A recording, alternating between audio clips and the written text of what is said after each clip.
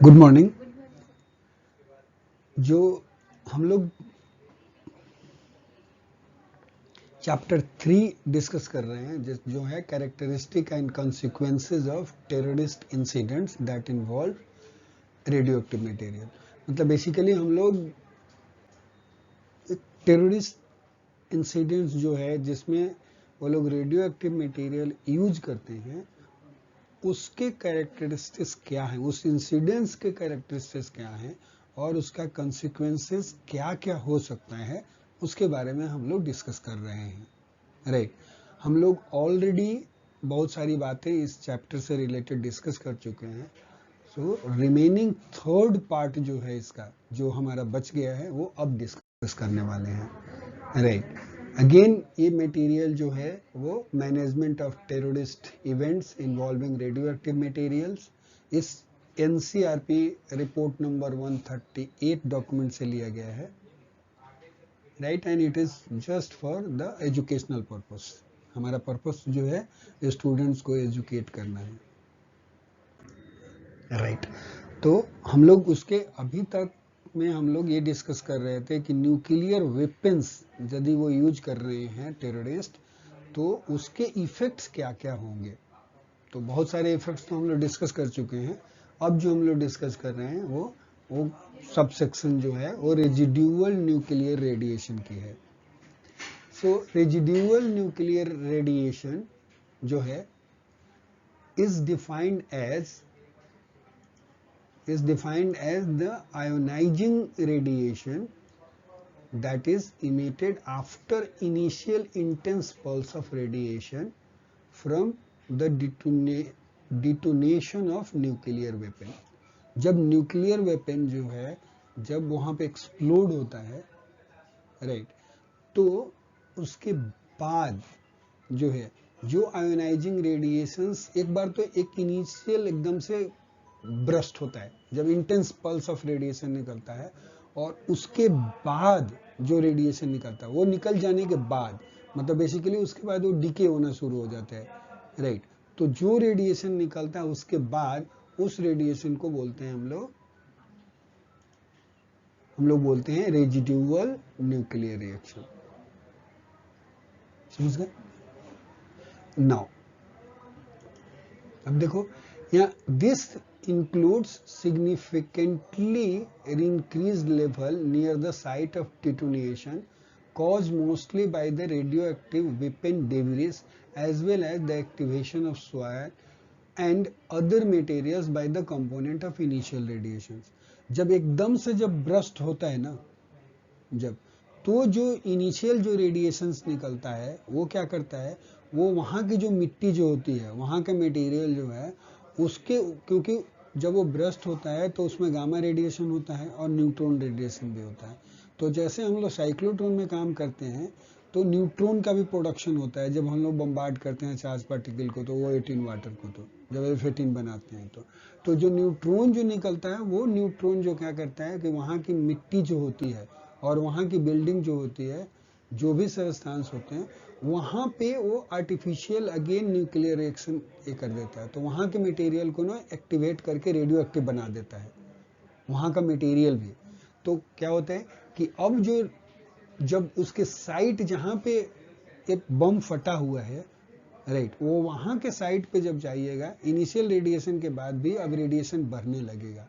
वो बढ़ने लगता है क्योंकि बाकी जो एक्टिविटी वो आने लगती है कि जो रेडियो एक्टिव मटेरियल था उसके चलते जो रेडिएशन आ रहा है वो तो आ ही रहा है, लेकिन उससे जो न्यूट्रॉन निकला और बाकी सराउंडिंग बिल्डिंग और उसके सराउंडिंग्स के मटेरियल जो है उनके एक्टिवेट हो जाने के कारण वहां से भी रेडिएशन इमिट होना शुरू हो जाता है। तो इसलिए वहां का रेडिएशन लेवल जो है वो इंक्रीज मिलता है। Significantly increase level near the site of detonation caused by mostly the radioactive weapons debris, मतलब जो टूटता है तो उसमें से निकलता है, as well as the activation of soil and other materials component by the initial radiation. क्योंकि वो एक्टिवेट कर चुका है तो वहां से भी रेडिएशन निकलता है। A ground level nuclear explosion causes the injection of vast quantities of these radioactive material into the atmosphere। मतलब जब, इसका मतलब ये है, ये बता रहा है कि आपका एक ग्राउंड लेवल जो है न्यूक्लियर एक्सप्लोजन, जब ग्राउंड पे आकर के न्यूक्लियर एक्सप्लोजन होता है तो what it causes the injection of vast quantities of these radioactive materials into the atmosphere। मतलब वहां से जो रेडियो एक्टिविटी जो निकलती है, जो रेडियो आइसोटोप जो आता है या रेडियो एक्टिव मटेरियल जो होता है वो एटमॉस्फेयर में जाता है, right. Subsequently increasing the amount of fall out at distance. तो क्या होता है, अभी क्या होगा, जैसे मान लो कि यहाँ पे बम फटा, करेक्ट। अब इसका जो है, इससे उठेगा रेडियो एक्टिविटी, ऐसे करके ऊपर की तरफ उठेगा, राइट। और उसके बाद धीरे धीरे दूर जाकर के वो डिस्टेंस पे जाकर के सेटल होएगा, गिरेगा, समझिए। तो वही बात वो बोल रहे हैं कि it is increasing and subsequently increasing the amount of fall out at A distance. मतलब कोई दूरी पे जाकर के फिर वो गिरता है, वो रेडियो एक्टिव मटेरियल एटमॉस्फेयर में पहले जाता है, फिर उसके बाद धीरे धीरे करके वो दूर जाकर के बिखरता है, फिर ग्राउंड पे आता है। समझ में आया? मतलब ऐसे एक्सप्लोजन हुआ, उड़ा सब कुछ, एटमॉस्फेयर में गया और फिर बाहर की तरफ डिस्टेंस पे जाकर के फॉल आउट होएगा, करेक्ट। बाकी ये भी बात समझा हमने कि जहां पर भी एक्सप्लोजन होगा वो वहां पे इनिशियल जो एक्टिविटी, इनिशियल रिएक्शन जो होता है उसमें गामा रेज निकलता है और न्यूट्रॉन निकलता है। न्यूट्रॉन जो और गामा रेज जो है, न्यूट्रॉन स्पेशली वहाँ के मटेरियल को, सॉयल को और वहाँ जो भी मटेरियल होता है उसको भी रेडियो एक्टिव बना देता है। तो इसलिए उसके साइड जहाँ पर भी डिटोनेशन जो होता है, मतलब जहाँ पे फॉल आउट हुआ है, वो वहाँ पे रेडिएशन का अमाउंट बढ़ जाता है, दोनों ही कारण से। एक तो रेडियो एक्टिविटी इनिशियल प्रेजेंट थी, प्लस में बाकी एक्टिवेट भी हो गया उसके चलते। ठीक है, आगे चलें। देखो, fallout pattern are a function of the yield, height of dust and meteorological conditions. जो फॉल आउट पैटर्न जो बनेगा जो रेडियो एक्टिविटी का, राइट, वो जो तीन चीजों पे डिपेंड करेगा। एक, पहला इंपॉर्टेंट ये है कि उसका जो यील्ड कितना था, जो न्यूक्लियर वेपन यूज करा उसका यील्ड कितना था, राइट, और किस हाइट पे आकर के ब्रस्ट हुआ वो बम जो था, और मेट्रोलॉजिकल कंडीशंस वहां का क्या था। मेट्रोलॉजिकल कंडीशंस का मतलब बारिश हो रही थी क्या, आंधी तो नहीं चल रही थी, आंधी चल रही थी तो कितनी तेज चल रही थी, या नॉर्मल था, आंधी नहीं चल रही थी। तो ये सारी चीजों पे जाकर के डिपेंड करे। मान लो आंधी चल रही हो तो बहुत दूर तक जाएगा और ये होएगा, करेक्ट। बारिश होएगी तो उधर ही सेटल्ड हो जाएगा, राइट, ठीक है। तो ये तीन चीजों पे डिपेंड करता है। फॉल आउट जो है, the fall out calculation results presented in table 3.4। 3.4 table जो है, अभी आगे दिखाएंगे, एस्यूम्स दैट इसमें फॉल आउट जो है कितने दूर पर जाकर के फॉल आउट होएगा ये कैलकुलेट करके उस टेबल में दिया गया है, राइट। और जब ये एस्टिमेट किया गया उस समय पे ये माना गया कि ग्राउंड लेवल पे जाकर के डिटोनेशन हुआ, मतलब हाइट पे नहीं, ग्राउंड लेवल पे, बिल्कुल ग्राउंड लेवल पे हुआ। एंड टिपिकल मेट्रोलॉजी के एक पर्टिकुलर मेट्रोलॉजिकल कंडीशंस के लिए उन्होंने कैलकुलेट किया है। Estimated residual absorb dose for various weapon yields.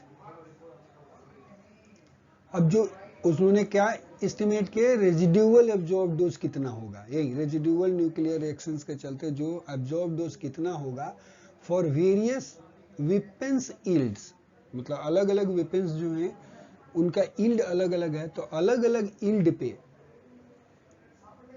तीन डिफरेंट रेडियाई पे कितना एब्जॉर्ब डोज होगा, वो चीज उसमें टेबल 3.5 में लिस्ट किया गया है। It is clear from the table that the approaching ground zero soon after detonation is extremely hazardous. क्या बोला? It is clear from the table that approaching ground zero, right, soon after detonation is extremely hazardous। मतलब कि जैसे मान लो कि ground level पे आके बम फटा तो तुरंत वहां पे नहीं जाना चाहिए, वो जब उधर पहुंचेंगे तो वो ज्यादा हजार्डस हो सकता है। एक पहला मैसेज तो ये है। Note that the fallout will not be the fallout will not be present for the entire hour since the radioactive material must first be transported downwind. मतलब बोल रहे हैं कि जो भी फॉलआउट जो होगा, right, will not be present for entire hour, मतलब पूरे घंटे तक वो लगातार गिरता ही नहीं रहेगा, वो डिपेंड करता है उस पर, क्योंकि radio active material must be transported down wind, मतलब जो हवा जो चल रही है वो नीचे की तरफ आनी चाहिए, उसी के हवा से क्या होगा कि वो नीचे की तरफ रेडियो एक्टिव सब्सटेंस जो है वो आएगा डाउन विंड की तरफ. For instance in the example above, note that the fallout will not be present for the entire hour since the radioactive material must first be transported downwind. वो नीचे की तरफ जो हवा आएगी वही रेडियोएक्टिव मटेरियल को ग्राउंड लेवल पे लेकर के आएगी, राइट. और for instance in the example above, the absorbed dose at 9600 metre downwind for a 10 kiloton device is received in 24 minutes of the first hour. मतलब एक घंटे के मतलब 24 मिनट में वहां तक पहुंचेगा यदि 10 किलो टन का जो है वो ब्लास्ट होगा, राइट. तो बोल रहा है एब्जॉर्ब डोज जो होगा वो 9600 मीटर दूर पे, राइट. जो भी उसमें कैलकुलेट करके उसने बताया है उसको उतना एक्सपोजर पहुंचने में उसको 24 मिनट टाइम लगेगा, right. Since it takes the cloud about 36 minute to reach that location, this delay जो है may give authorities time to issue protective action recommendation to the public before the fallout reaches the downwind area. मतलब अब जो भी authorities जो है, जो government जो है, उसको पता है कि भाई 24 मिनट के अंदर में जो है वो वहां पे ग्राउंड लेवल पे रेडिएशन का इतना डोज हो जाएगा, तो उसके पास वही 24 मिनट्स का टाइम है कि वो गवर्नमेंट जो है वो लोगों को बोले कि वहां से जो कुछ भी उसको मेजर कर लेना है, चाहे वहां से हटना है या क्या करना है, वो सारे इंस्ट्रक्शन उतने देर में ही का टाइम पीरियड है. उसके बाद आप दोगे भी तब तक तो वहां तो रेडिएशन उतना पहुंच चुका होगा. अब देखो ये सब समझ में आ रही ना बात, तो आगे बढ़ो. ये देखो ये कैलकुलेशंस है, ये देखा residual absorb dose in the first hour after detonation, मतलब एक घंटे के अंदर में कितना रेडिएशन होगा. यदि मान लो 0.10 किलो टन का यदि न्यूक्लियर वेपन यूज करा है तो 1000 मीटर पे 6.7 ग्रे का आएगा एक्सप्लोजन. वहीं 2000 मीटर पे 1.5 ग्रे का होगा और 10,000 मीटर पे उसका वैल्यू 0.02 होगा. देखो फिर 0.1 किलो टन पे 1000 मीटर पे 38 ग्रे होगा और 2000 पे 8.3 ग्रे होगा और 10,000 पे 0.1 ग्रे होगा. उसी तरह से जब 1 किलो टन होगा तो देखो जैसे जैसे टन का अमाउंट न्यूक्लियर यील्ड बढ़ते जा रहा है, ये एक्सपोजर भी जो है वो बढ़ते जा रहा है कोरस्पॉन्डिंग डिस्टेंस पे. आप देख रहे हो, ये यहाँ पे नोट करने की बातें हैं. तो जितना बड़ा ब्लास्ट होगा, मतलब जितना बड़ा मतलब जितना ज्यादा न्यूक्लियर यील्ड का वो मटेरियल न्यूक्लियर वेपन वो लोग यूज करेंगे, उतना ही ज्यादा रेडिएशन एक्सपोजर होगा at a particular distance, right. और 10,000 मीटर पे भी 3.5 ग्रे का होगा जब 10 किलो टन का जब ब्लास्ट करेंगे तो. और 4 ग्रे हमें पता है ऑलरेडी, 4 ग्रे जो है वो 50% यदि लोग जो है मर जाएंगे यदि उनको एक्यूट होल बॉडी एक्सपोजर लगे 4 ग्रे का और उनका कोई मेडिकल ट्रीटमेंट ना दिया जाए तो. सो क्या होगा यदि मान लो कि 10 किलो डाल्टन का यदि एक्सप्लोजन हुआ है, राइट, और न्यूक्लियर मटेरियल का, तो उसको कितना दूर पे रहना चाहिए इसके, हाँ 10,000 मीटर से, लाइक 10,000 मीटर दूर रहना है तब जाके वो बचेगा, और उससे भी दूर उसको रहना पड़ेगा. यहां तक यदि पहुंचा, इसके आगे पहुंचेगा तो राम नाम सत्य हो जाएगा. मतलब उसमें क्या है, चांसेस है, ऐसा चांसेस है ये होने का कि एक्यूट एक्सपोजर लगेगा and then it will have, he will have the problem. सही है जी, राइट। आगे चलो। उसके बाद है क्रेटर फॉर्मेशन। क्रेटर फॉर्मेशन का मतलब क्या होता है? क्रेटर का मतलब होता है कि जब जब एक्सप्लोजन होएगा ना तो बहुत बड़ा गड्ढा बन जाता है वहां पे जमीन में, राइट। तो जमीन में जो गड्ढा बनता है उस गड्ढा को बोलते हैं क्रेटर, क्रेटर फॉर्मेशन। ठीक है, good. A nuclear weapon detonated near the surface of the ground will displace soil and form a crater. वो क्या करेगा, वहां की मिट्टी हटाएगा और वहां पे गड्ढा बन जाएगा, right. The crater size depends on the height above the ground, the yield and mechanical properties of the ground. कितना बड़ा गड्ढा बनेगा वो इस बात पे डिपेंड करता है कि ब्लास्ट जो हुआ वो कितनी हाइट पे हुआ है, राइट। कितनी हाइट पे, ग्राउंड से कितनी हाइट पे जाकर के ब्लास्ट हुआ, और जो यील्ड जो था, जो न्यूक्लियर यील्ड कितना था, और plus mechanical characteristic of the ground.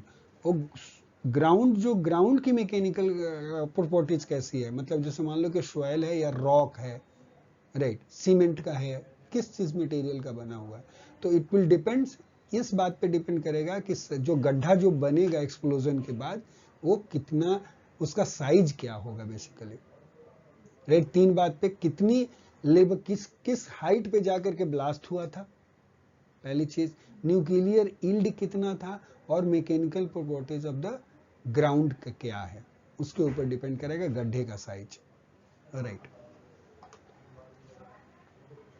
Table 3.6, ये 3.6 टेबल है, presents the approximate apparent radius of the crater formed by weapons of various yields for a ground level detonation in soft rock. soft rock पे यदि mechanical, मतलब जो soft rock के ऊपर यदि मान लो एक्सप्लोजन हुआ, राइट, और ग्राउंड लेवल पर यदि वो एक्सप्लोजन हुआ था, तो यदि मान लो कि 0.01 किलो टन का उन्होंने मटेरियल यूज करा था, तो उस समय पे जो रेडियस जो गड्ढा बनेगा उसका डायमीटर, रेडियस जो होगा वो 5 मीटर का होगा, समझ गए।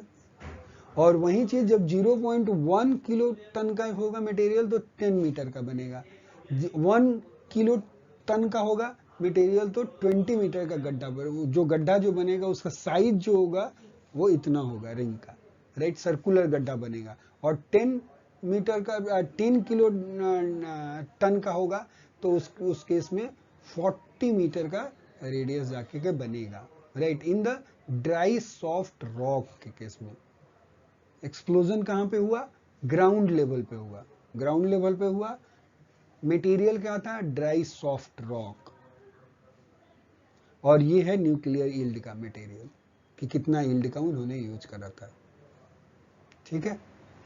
These radii were derived from the data and relationship presented by Gladstone and Nolan 1977, मतलब उन्होंने जो किसी एक पेपर से उन्होंने उठाया होगा कि उसमें डेटा दिया होगा, उस डेटा से इन्होंने ये टेबल बनाया है और कैलकुलेशंस करके ये चीज बताई। Crater radii vary greatly with the mechanical properties of the ground, right? In wet soil, यदि मान लो मिट्टी गीली होगी तो उस केस में 1 किलो टन जो है ground burst will produce a crater with radius of 25 metre. देखो ड्राई सॉफ्ट रॉक में जो था 1 किलो डाल्टन का कितना 20 था, लेकिन यदि यही बोल रहे यदि वेट सॉइल होगा, गीली मिट्टी होगी तो उसमें 25 मीटर का बनेगा। इन ड्राई हार्ड रॉक पे the radius is about 15 metre, correct. Hard rock है, ड्राई है, तो उस केस में ये होगा, सॉफ्ट में 20 का, और वेट यदि है तो उस केस में कितना 25 मीटर का। When detonated below but near the surface, the radius varies rapidly with the depth of the burial, ठीक है। मतलब ये बोल रहे हैं कि यदि मान लो कि ब्लास्ट जो भी हुआ, right, below but near the surface, मतलब आया बिल्कुल पास में, ग्राउंड लेवल के बिल्कुल पास में आकर के यदि ब्लास्ट करता है तो उस केस में रेडियस जो है varies rapidly with the depth of the barrier, कितना मतलब अंदर घुसा उसका, उस पर डिपेंड करेगा कि कितना बड़ा उसका रेडियस होगा, वो गड्ढा जो बनाएगा जब वो जो ब्लास्ट करेंगे तो। सो ground shock. In addition to the air blast, a nuclear weapon detonated close to the ground will produce a ground shock. This ground shock can disrupt utilities and damage structures. The ground shock and air blast would be expected to cause major disruption in local infrastructure. Damage would not be repairable for some time after the detonation, perhaps for weeks or months. Isolation of the most heavily damaged area may be necessary to proximate areas, to restore proximate areas.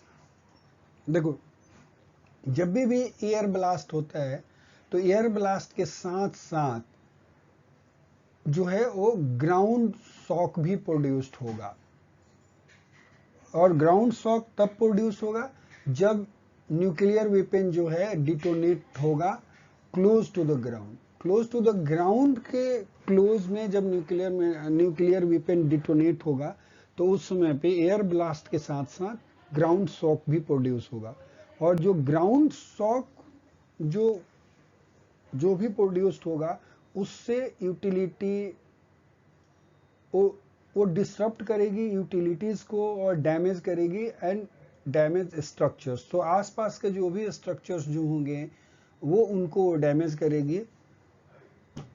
Ground shock और air blast दोनों ही मिल करके ये क्या करने वाले हैं, they are expected to cause major disruption in local infrastructure. So local infrastructure को हिला के रख देंगे बेसिकली, दोनों ही मिल करके, ग्राउंड शॉक और एयर ब्लास्ट।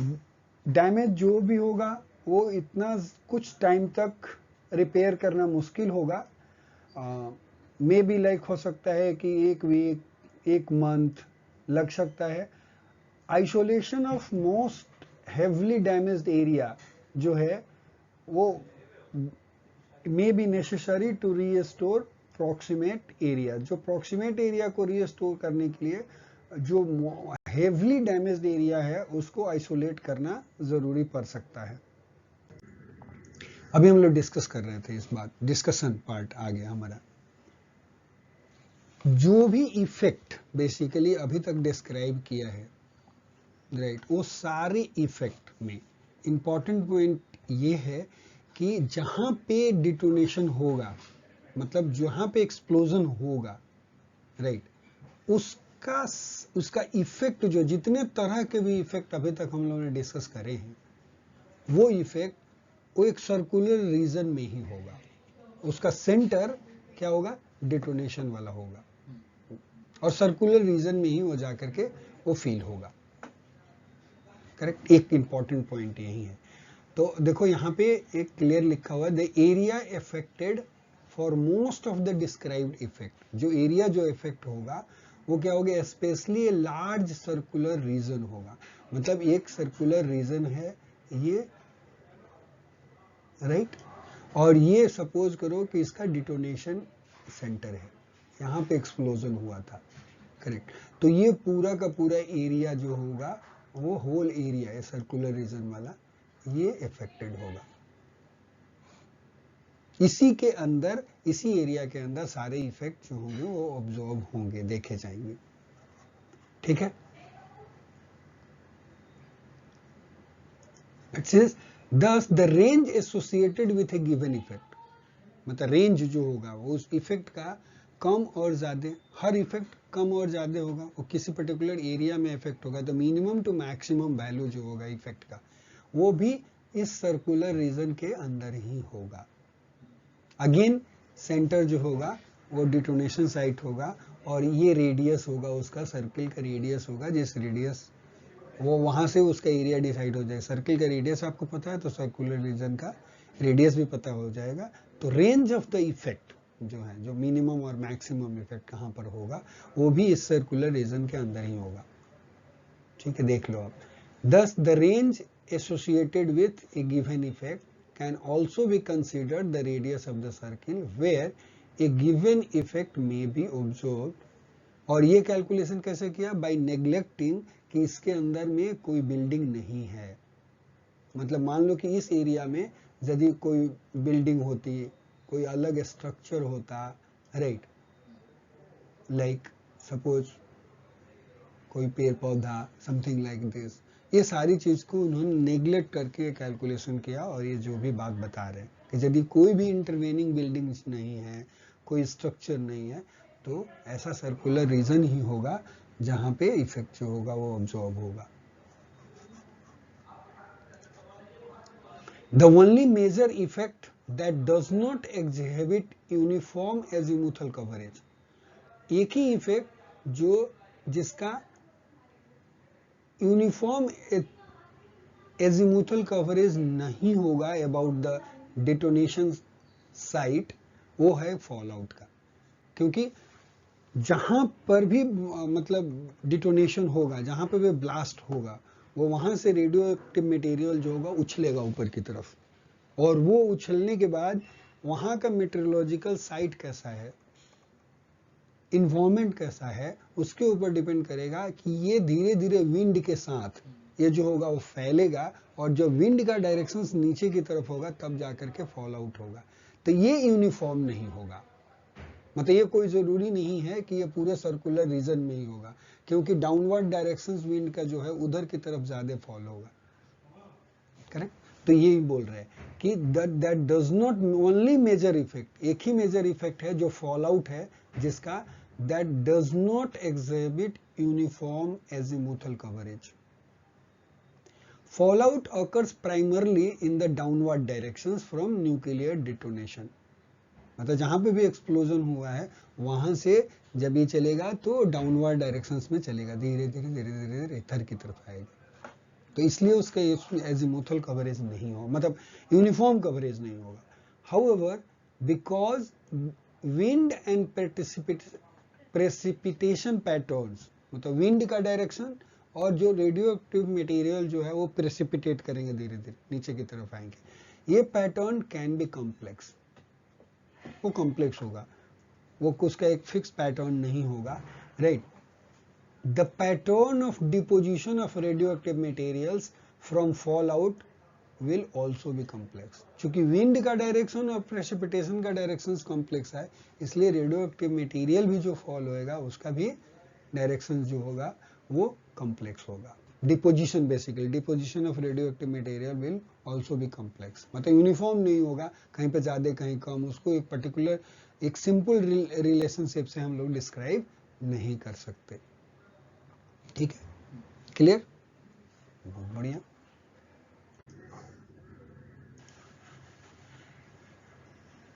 ठीक है, टेबल 3.7 जो है, ये टेबल क्या provides a summary of the ranges for several significant effects of nuclear weapon detonation। जो न्यूक्लियर वेपन का डिटोनेशन होगा तो किस तरह के इफेक्ट होंगे उसका समराइज्ड इंफॉर्मेशन जो है वो इस टेबल में दिया गया है। इसलिए बोला डिस्कशन वाले पार्ट पे बहुत अच्छे टाइम पे आप लोग आए, सारा का निचोड़ आपको यहीं पे मिल जाएगा। और इसीलिए बोलता हूँ एक और बात भी, जब भी आप पेपर लिखते हो, कभी भी कोई थीसिस लिखते हो, तो हर आदमी डिस्कशन जरूर देखता है कितना बढ़िया से आपने लिखा है, because discussion is really enlightening. मतलब वो बहुत सारे इंफॉर्मेशन प्रोवाइड करता है आपको निचोड़ में एकदम से, राइट। सो क्या बोले, it provide summary of the ranges for several significant effect of a nuclear weapon detonation.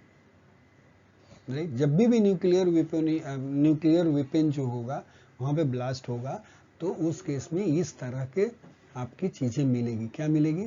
देखो यहाँ पे क्या दिया, पहला दिया आपको कि एक ईल्ड वाला, कि इतने ईल्ड का आपको 4 उसने बताया, 0.01 kiloton, 0.1 ton, 1 ton, 10 ton का। तो एक क्या होगा, एयर ब्लास्ट हो रहा है, देखो हमने पढ़ा था एयर ब्लास्ट के बाद क्या थर्मल रेडिएशन होता है, उस थर्मल से बर्न होएगा, राइट। और इनिशियल फोर्थ हमने पढ़ा था कि इनिशियल न्यूक्लियर रेडिएशन निकलेगा और उसके बाद जो आएगा वो आता है आपका इनिशियल न्यूक्लियर के बाद एक टर्म मैं मिस कर रहा हूँ, जो उसके बाद जो है इनिशियल में क्या होता है कि पूरा का पूरा रेडियो एक्टिविटी जो है वो एकदम ब्रस्ट की तरफ निकलती है, राइट। और उसके बाद वहां से जो न्यूक्लियर रिएक्शन जो होता है वहां पे गामा रेज निकलता है और न्यूट्रॉन निकलता है, और वो न्यूट्रॉन जो क्या करता है कि सराउंडिंग मटेरियल और वहां की चीजें जो होती है उसको एक्टिवेट कर देता है। जैसे साइक्लोट्रॉन में एक्टिवेशन होता है उस मटेरियल का, तो सॉइल को एक्टिवेट कर देगा, उसको रेडियो एक्टिव बना देगा। और साथ साथ में उसके बाद रेडियो एक्टिव मटेरियल तो निकल गया, उसके बाद उसका डिके पैटर्न शुरू होगा, डिके होएगा, तो उसके ये डिके और इसके जो एक्टिवेट किया था उसके चलते बनेगा। और उसके बाद का इफेक्ट और क्या होगा कि जो भी न्यूक्लियर रेडिएशन जो ऊपर की तरफ रेडियो एक्टिव मटेरियल जो होगा उसका फॉल आउट शुरू होगा। यही इफेक्ट था चारों, गॉट इट। उसका फॉल आउट मतलब कहां पे जाकर के डिपोजिट होएगा उसका पैटर्न। तो देखो ये चारों चीजें यहाँ पे फॉल आउट की भी बता दी। हाँ, फर्स्ट आवर में जो फॉल आउट होगा आफ्टर ब्लास्ट वो इसको समराइज किया। यहाँ पे देखो समराइज में क्या लिखा, रेंज फॉर 50% मोर्टेलिटी, मतलब 50% लोग मर जाएंगे। कितने, 60 मीटर, यदि मान लो कि 0.01 किलो टन का यदि ब्लास्ट हुआ है न्यूक्लियर रेडिएशन मटेरियल जो इसमें उन्होंने यूज कर रहे हैं, तो उस केस में 60 मीटर की दूरी तक वो उसका पेरीफेरी होगा, मतलब ऐसे करके होगा, ये 60 मीटर का होगा सेंटर से, राइट। तो यहां जब तुम पहुंचोगे इस वाले पर्टिकुलर पॉइंट पे यदि हो तो 50% लोग मारे जाएंगे because of air blast. Thermal radiation के चलते जो होगा वो 50% इस डिस्टेंस पे ही मारेंगे। फिर उसके बाद 250 मीटर पे जो होगा वो 4 ग्रे का एक्सपोजर होगा, मतलब इससे 250 मीटर की दूरी पे। एयर ब्लास्ट के चलते ये है, एयर ब्लास्ट का असर इतना दूर होगा, इतना ही दूर पे थर्मल रेडिएशन भी होगा, और एक्सपोजर जो आएगा आपका 4 ग्रे का, क्योंकि अब फॉल आउट भी होगा, सब कुछ मिल करके आएगा ना। यदि रेडिएशन यहाँ है तो एक्सपोजर तो काफी दूर तक दिखेगा, आपका अपना पॉइंट सोर्स भी रखते हो तो काफी दूर तक दिखता है। तो जो एक्सपोजर जो होगा वो 250 मीटर पे 4 ग्रे का एक्सपोजर होगा। यदि यहाँ पर भी लोग बैठ आए 250 मीटर पर की दूरी पे, तब भी 50% लोग चले जाएंगे, क्योंकि LT50 जो है वो उसका वैल्यूज 4 ग्रे है। समझ गए? तो आपको ये आइडिया लग गया ना कि इतना का ब्लास्ट, मान लो आप यही अस्यूम करके चल रहे हो कि सबसे छोटा भी ब्लास्ट है, तो जहां पे ब्लास्ट हुआ 250 मीटर से दूर ही रहना है। See, this gives you idea, right? ना, और फॉल आउट जो है, जो 1 घंटे के बाद बोल रहा है कि जो फॉल आउट जो होगा वो कहाँ 1270 मीटर की दूर पे हो सकता है। तो बेसिकली 1 किलोमीटर दूर रहना चाहिए, 1-1.5 किलोमीटर कम से कम मिनिमम नहीं। और यहाँ पे देखो यदि बहुत बड़ा ब्लास्ट हो रहा है तो 9600 मीटर की दूरी बोल रहा है बना के रखने के लिए। समझ गया? करेक्ट, क्लियर, ठीक है। तो अब इसको बताने की जरूरत है, चलो पढ़ लेते हैं फिर भी ये क्या बोल रहा है। नहीं, हमने तो अपने हिसाब से डिस्कस कर लिया, लेकिन फिर भी पढ़ लेते हैं। Neglecting the more complex fallout pattern, the immediate effects of most important are the initial nuclear reactions and thermal burns। ठीक है, थर्मल बर्न्स होगा क्योंकि टेम्परेचर बहुत ज्यादा होगा, यस, टेम्परेचर बहुत ज्यादा है उसके चलते बर्न होगा, और जो इनिशियल न्यूक्लियर रेडिएशन जो इमिट हुआ है एज ए ब्रस्ट उसके चलते। For a small nuclear explosion a person in the line of site receiving significant but non-lethal thermal burns may still receive a fatal dose of nuclear reaction। मतलब ये बोल रहा है कि थर्मल बर्न से उसको उतना नुकसान नहीं होगा, लेकिन न्यूक्लियर रेडिएशन से उसको फैटिलिटी हो सकती है उसी डिस्टेंस पे। ठीक है। As yield increases to around 1 kiloton, thermal bonds will begin to become as important as initial radiation for producing fatality। मतलब बोल रहे हैं कि ये जैसे जैसे ये टन किलो टन ये बढ़ता जाएगा, तो बोल रहे हैं उस केस में कि थर्मल बर्न जो है वो और इनिशियल रेडिएशन दोनों ही इंपॉर्टेंट हो जाएंगे। ये बोल रहे हैं thermal burns will begin to become as important as इतना, मतलब थर्मल बर्न से भी उतना ही डैमेज फैटिलिटी हो सकती है जितना इनिशियल के बराबर हो सकती है। ठीक है जी।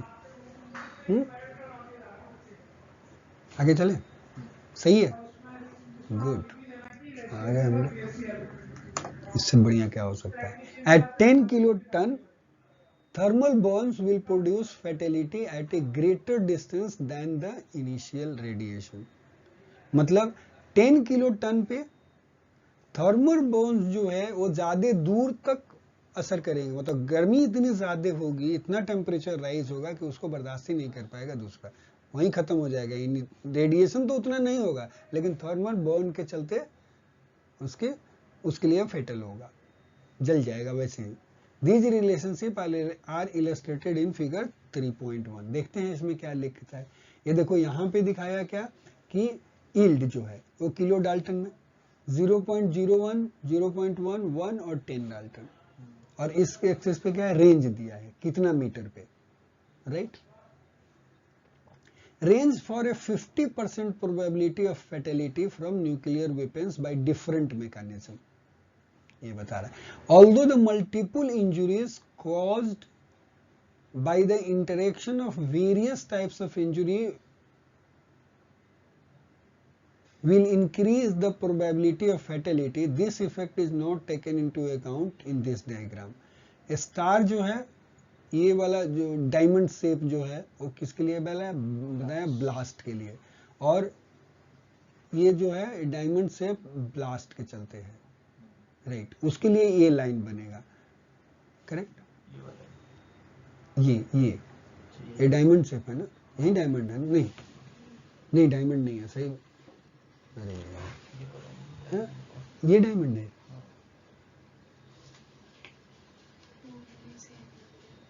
वही वाला डायमंड है, वो रेक्टेंगल है। कौन सा, ये वाला ना, ये रेक्टेंगल है, हाँ, ये डायमंड है, और ये इनिशियल रेडिएशन का है ग्राफ, और ये जो है फॉल आउट के चलते हैं। कोई बात नहीं, पीछे वाला जो फिगर्स में टेबल दी है तो उससे मैच कर लेते हैं, पता चल जाएगा। नहीं उनको बर्न अभी से पता चल जाएगा, बर्न जो है थर्मल रेडिएशन है, ठीक है ना, ये यही सही है, ये आपका रेक्टेंगल वाला है। क्यों, क्योंकि देखो लिख रहा है एट 10 किलो डाल्टन, मतलब ये correct, 10 kilo Dalton the thermal burn will produce fatality at a greater distance than the initial radiation।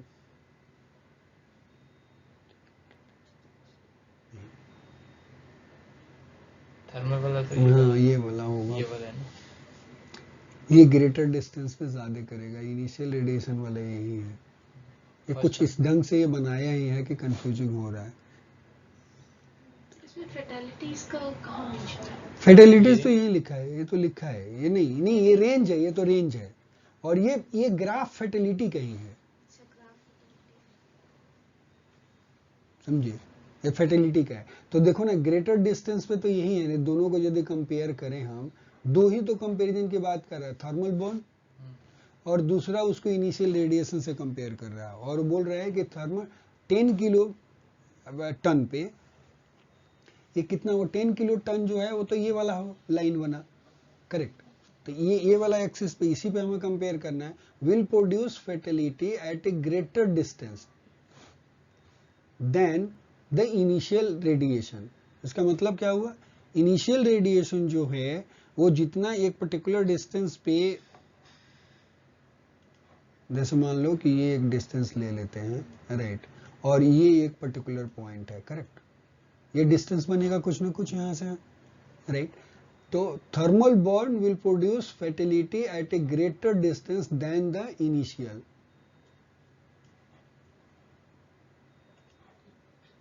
ये दो डिस्टेंस ले लिया हमने, राइट, करेक्ट। तो थर्मल बॉर्न जो है हमको जो समझ में आ रहा है वो यहां से यहां तक का थर्मल बॉर्न का होगा, एम आई करेक्ट? हाँ, यही इसका मतलब है ना कि दूसरा कुछ है। देखो तुम लोग, फर्टिलिटी सेम होगी। हाँ नहीं, बोलो बोलो। fertility ज्यादा होगी शायद। हाँ, इतने डिस्टेंस पे, ग्रेटर डिस्टेंस पे ना, will produce fertility at a greater distance than the initial.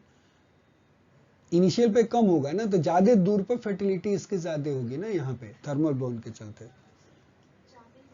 तो यही वाला होगा ना, कंपेयर करेंगे तो देखो दो ही तो है हमारा। इनिशियल रेडिएशन जो है वो ये है, ये वाला एक्सिस है इनिशियल रेडिएशन, ये तो क्लियर है, ट्रायंगल वाला है। और थर्मल बॉन्ड वाला ये है, तो इससे मैच कर रहा है ना, ये देखो ना, करेक्ट। हाँ, और ये जो है इनिशियल रेडिएशन वाला है।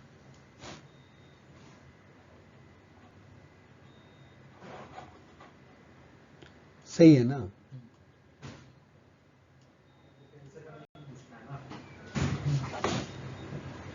ठीक है, इफ आई एम करेक्ट। कोई डाउट है तो देख लो। हाँ, जो समझ तो यही आ रहा है, चलो ठीक है। An important conclusion from this discussion is that a spectrum of types of casualty, जो होगी burn, radiation, etc., expected from a low yield nuclear weapon will depend on the yield of the weapon, with radiation casualty being the most important at the lowest yield. ठीक है, ये क्या बोल रहा है कि देखो, जो इंपॉर्टेंट कंक्लूजन इससे क्या निकल के आया कि जो हमारे पास स्पेक्ट्रम ऑफ इफेक्ट्स है या टाइप ऑफ कैजुअलिटी जो होगी वो बर्न के चलते होगी, रेडिएशन के चलते होगी, राइट। और वो किस में, लो यील्ड यदि न्यूक्लियर वेपन यूज किया है तो, और वो किस चीज पे डिपेंड करेगी, यील्ड ऑफ द वेपन पे, कि वो किस का लिया था, 0.001 किलो टन का था या 0.1 किलो टन का था या 1 टन का था या 10 किलो टन का था, करेक्ट, उसके ऊपर डिपेंड करेगी, राइट। विथ रेडिएशन कैजुअलिटी जो होगी, जो रेडिएशन से कैजुअलिटी जो होगी वो मोस्ट इंपॉर्टेंट होगी एट द लोएस्ट यील्ड पे। मतलब कि 0.01 किलो का यदि लोगे तो वहां उस केस में सबसे ज्यादा रेडिएशन से कैजुअलिटी होने वाली है, थर्मल से नहीं होने वाली है उस केस में।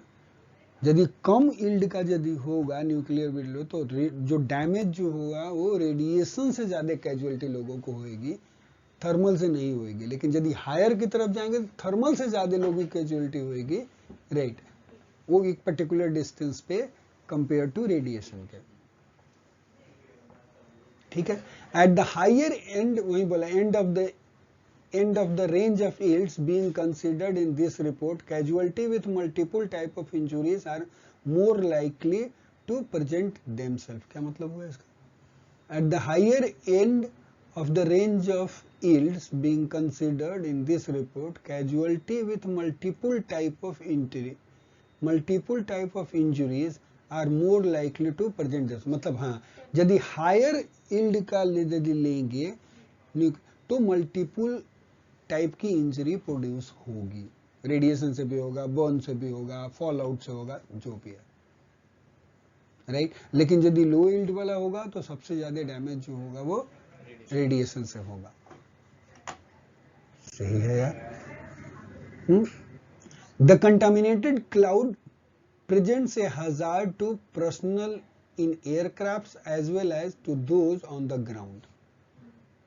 ठीक है, ये तो क्लियर है कि जो भी कंटामिनेटेड क्लाउड जो है वो किसके लिए, देखो वो जो लोग भी एयरक्राफ्ट से ट्रेवल कर रहे हैं उनको उससे रेडिएशन लगेगा। जब भी आप प्लेन से जाते हो तो हमेशा आपको दिखता है कि क्लाउड से होकर के निकलती है प्लेन, हाँ सही बात है, वो बिल्कुल क्लाउड को चीरते हुए निकलती है, आसपास में दिखता है। तो वो यदि क्लाउड जो कंटामिनेट होगा उससे पैसेंजर जो है उन लोगों को मिलेगा, as well as those on the ground, जो ग्राउंड पे होंगे उनको भी उससे एक्सपोजर मिलेगा। News and police aircraft would likely provide coverage of the event, right. Personnel in aircraft that pass through or close to the cloud may receive significant absorbed doses। तो बोल रहा है कि न्यूज और पुलिस एयरक्राफ्ट जो होगा, they will provide coverage to the event, right. ये लोगों को मीडिया कवर करना होगा, करना तो पड़ेगा ही पड़ेगा, राइट। तो बोल रहा है personal in aircraft that pass through और क्लोज टू द क्लाउड, जैसे उससे पास करेंगे या क्लोज टू द क्लाउड होंगे तो उनको they will receive significant absorb doses. सही है, आगे चलें। Very nice. The use of population densities averaged over several square kilometre of land area may significantly underestimate the potential casualty from a low yield weapon that may be targeted as a cluster of people such as an office buildings during business hours or major sporting events। What does it say? I think we have to read slowly। क्या बोल रहा है? The use of population density, मतलब population density का use कितना ज्यादा है, कम लोग हैं या ज्यादा लोग हैं, average over several square kilometre of land area may significantly underestimate the potential casualty, right, from low yield weapon that may be targeted at cluster of peoples। मतलब ये बोल रहा है, इसका मतलब ये बताना चाह रहा है कि यदि पॉपुलेशन डेंसिटी जो है, जो जिसको उसने बताया कि average over several kilometre of land area में जहां लो यील्ड का जब भी वेपन ये होगा तो वहां पे जो कैजुअलिटी होएगी उसमें दो तरह के क्लस्टर, एक तो जहां पे कम लोग रहते हैं और जो क्लस्टर की बात बोले मे बी, मतलब इसको टारगेट किससे किया था, लो यील्ड एरिया का जो है न्यूक्लियर वेपन है, उसको टारगेट किया ऑफिस बिल्डिंग पे हिट करने के लिए जहां पे क्लस्टर ऑफ पीपल लोग ज्यादा रहते हैं, राइट, करेक्ट। तो उसको जो कुछ भी मिला वही बोल रहे हैं कि ये यदि सिर्फ हम लोग पॉपुलेशन डेंसिटी का यूज करते हैं, राइट, तो हम लोग अंडर एस्टिमेट कर सकते हैं पोटेंशियल कैजुअलिटी को कि उसको कितना लगा होगा। यदि न्यूक्लियर वेपन जो है उसको टारगेट किया हिट करने के लिए क्लस्टर ऑफ पीपल का, और वहां से एस्टिमेट हम निकाल रहे हैं ना कि पर स्क्वायर मीटर पे कितना आएगा, राइट, डैमेज हुआ होगा, कितने लोगों की कैजुअलिटी होगी, तो उस केस में अंडर एस्टिमेशन हो सकता है। That's what I understood by this language, correct, ये बात बोल रहे हैं। Such as office building during business hours और major sporting event, even the smallest nuclear yield considered here जो 0.01 kiloton could cause tens of thousands of deaths from initial reaction effect if detonated at a such location। मतलब यदि बिल्कुल भीड़ भाड़ के इलाके में यदि इन्होंने किया टारगेट लो एरिया का, लो न्यूक्लियर वेपन का भी, वो बोल रहा है 0.01 किलो टन का भी यदि यूज करा है जिसका न्यूक्लियर यील्ड कम है, वो भी क्या tens of thousands of death हो सकता है सिर्फ इनिशियल रेडिएशन जो उससे निकलेगा उससे। और इनिशियल रेडिएशन क्या है कि जब ब्लास्ट होता है तो पूरा रेडियो एक्टिव मटेरियल सीधे करके ऊपर की तरफ जाता है, पूरा ऊपर उठता है।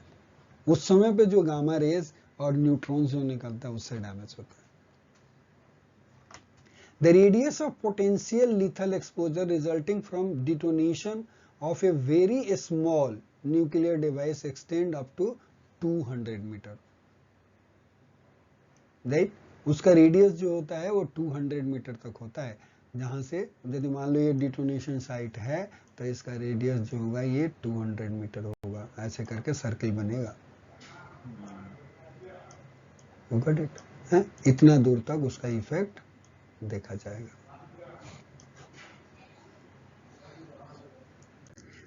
जो कल तुम लोग वर्थ, बट पता है कंक्लूजन का मजा तभी है जब शुरू से आप पढ़ रहे हो, तब आपकी अंडरस्टैंडिंग बहुत अच्छे से जाकर के बैठती है। हाँ, तब जाकर के वो सारी चीजें आती हैं। बट ठीक है, table 3.1 provides a summary of the characteristics of the type of threads discussed in this section. अब एक समराइज टेबल देगा किस टाइप का थ्रेड्स जो है वो 3.1 टेबल में। The table outlines the magnitude of each threat and provides information about how each of these threats may be recognized by emergency response personnel। मतलब पहला तो ये बोला आपको कि टेबल में क्या मिलेगा, हमें एक समरी मिल जाएगी, characteristic of types of threats, कितने टाइप्स ऑफ थ्रेट्स होते हैं। दूसरा, टेबल ने क्या आउटलाइन किया है, मैग्नीट्यूड ऑफ ईच थ्रेट कितना होगा, and provides information about how each of these threats may be recognized by emergency response personnel। मतलब हम लोग यदि जा रहे हैं हैंडल करने के लिए तो हम लोग कैसे उस थ्रेट को रिकॉग्नाइज कर पाएंगे, हर थ्रेट को। तो ये टेबल की समरी जो है 3.1 में दिया। चले आगे, बढ़िया, ये है हमारा टेबल, राइट। अब इस पे टाइम लगाने की बात है। सोर्स और काइंड ऑफ मटेरियल जो है, size of the source, hazard, evidence of the event, ऐसे करके है। तो यहां क्या बोला, size, source and kind of material में इसने बोला हमें स्मॉल रेडियो एक्टिव सोर्स हो सकता है, एग्जाम्पल न्यूक्लियर मेडिसिन, ठीक है, एंड ब्रैकीथेरेपी के सोर्सेज हो सकते हैं। आ गए न्यूक्लियर मेडिसिन वाले, चिंता मत करो, ऐसा थोड़े ना है। इंडस्ट्रियल गॉजेज, स्मॉल कैलिब्रेशन सोर्सेज भी यूज कर सकते हैं, समझ गए। साइज ऑफ द सोर्स क्या हो सकता है, सेवरल मिलीमीटर क्यूब से लेकर के to greater than 100 centimetre cube तक का साइज हो सकता है। हजार्ड्स, इससे क्या होगा, एक्सटर्नल रेडिएशन होगा क्योंकि सब सॉलिड टाइप के हैं। इनहेलेशन होगा तब जाके कंटामिनेशन होगा, और बाकी चीज आएगी बाद में, जो आफ्टर इफेक्ट आएगा जब फूड चेन में आएगा तब, राइट, ठीक है। और एविडेंस क्या है, evidence of the effect event में visible radiation symbol, lead shielding material, क्या बोला, कैसे पहचानेंगे, जिससे हम लोग न्यूक्लियर मेडिसिन डिपार्टमेंट में घुसते हैं, जहां से भी लगा हुआ है रेडिएशन सिंबल।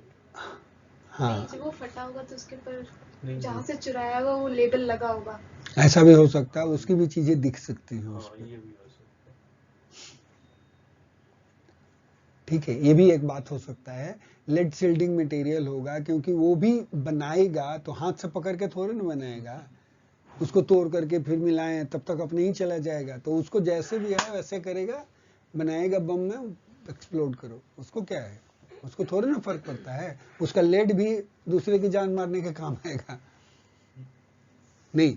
तो एक बात ये भी हो सकता है, एविडेंस ऑफ द इवेंट, मतलब ये सारी चीजें यदि वहां पे दिख रही हैं, इसका मतलब इस टाइप का एक्सप्लोजन हुआ था या है। उसके बाद जो है large isotopic sources like iridium 192 for radiography और कोबाल्ट 60 फॉर टेलीथेरेपी के लिए। इसका साइज जो है 1 सेंटीमीटर क्यूब से लेकर के मेनी मीटर क्यूब तक हो सकता है, depending on the configuration and presence of the shielding material. External radiation यहां से भी मिलेगा और विजिबल रेडिएशन सिंबल दिखेगा, और यह रेडिएशन सील्डिंग मटेरियल से आपको पता चल जाएगा ये क्या चीज है। आरडीडी एक्सप्लोसिव, वही आरडीएस, ठीक है, with large isotopic source, again 5 centimetre cube से लेकर के ग्रेटर देन 1 मीटर क्यूब तक, depending on the configuration, shielding and dispersal mechanism, कि किस वे में डिस्पर्स हो रहा है। ब्लास्ट होएगा हजार्ड, यहां से ब्लास्ट होएगा if explosive used, internal and external radiations दोनों मिल सकता है यहाँ पे। यूजुअल डेब्रिस क्या होगा, स्मॉल मेटेलिक फ्रेगमेंट्स होगा एंड लेड सील्डिंग होगी, right. Potential luminescence, unexplained heat, temperature, right. RDD with spent nuclear fuel यदि वो यूज कर रहे हैं, ये भी यूज कर सकते हैं material. Its size will be greater than 1 meter cube depending on configuration, shielding and dispersal mechanism. Blast होएगा, internal और external radiations लगेंगे। Usual debris क्या होगा, rods होगा, pellets होंगे, shielding होगी, potential luminescence होगा, unexplained heat होगा।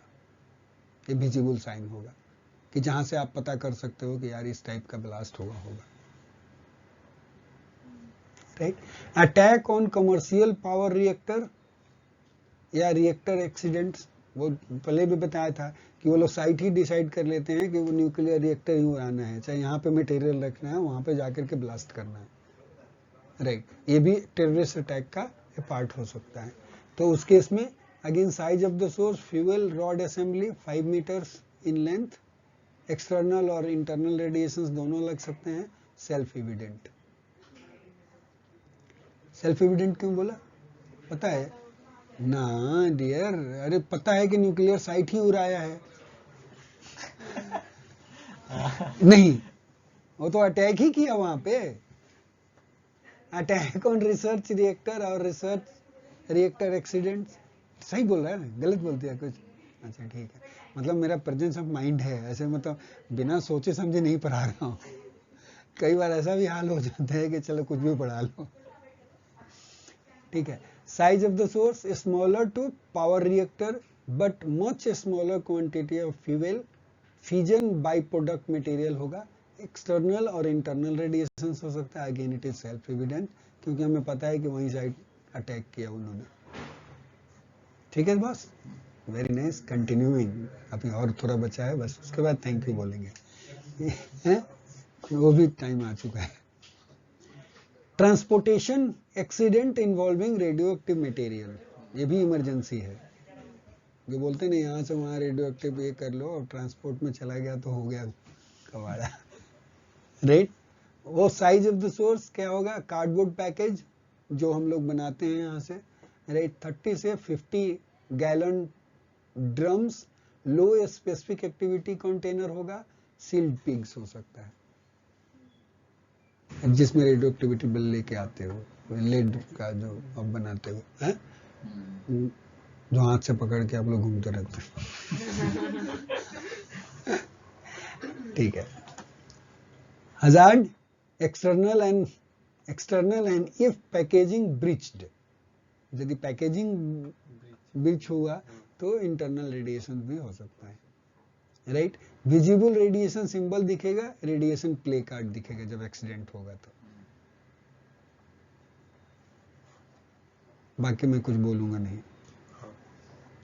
ड्यूड न्यूक्लियर वेपन, ठीक है। Backpack to much larger container, blast हो सकता है, इंटरनल रेडिएशन भी हो सकता है। Usual debris, high level of alpha particle, unexplained heat.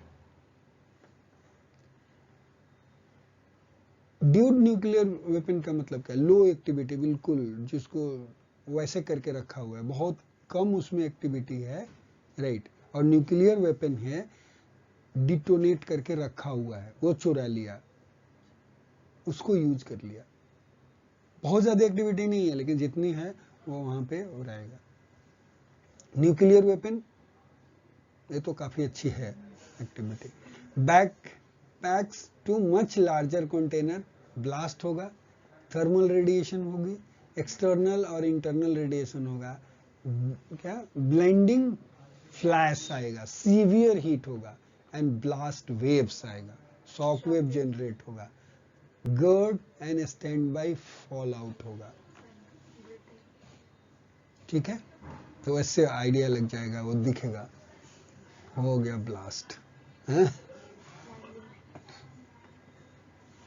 So thank you very much for your patient hearing and listening.